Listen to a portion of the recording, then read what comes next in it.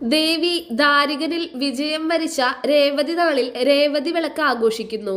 ചുവന്ന പട്ടുകൊണ്ട് കോഴിക്കല്ല് മൂടൽ എന്ന ചടങ്ങ് നടത്തപ്പെടുന്നു.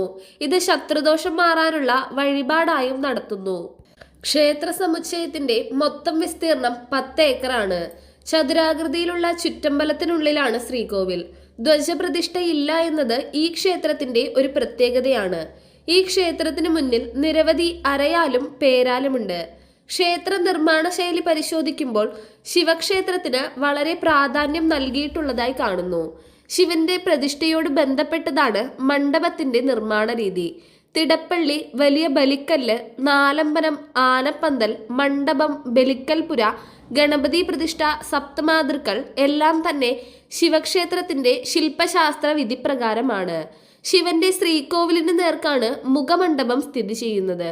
മുഖമണ്ഡപത്തിന്റെയും ബലിക്കൽപുരയുടെയും തട്ട് നവഗ്രഹങ്ങൾ കൊത്തിയ ഒറ്റപ്പലകയിൽ തീർത്തതാണ്.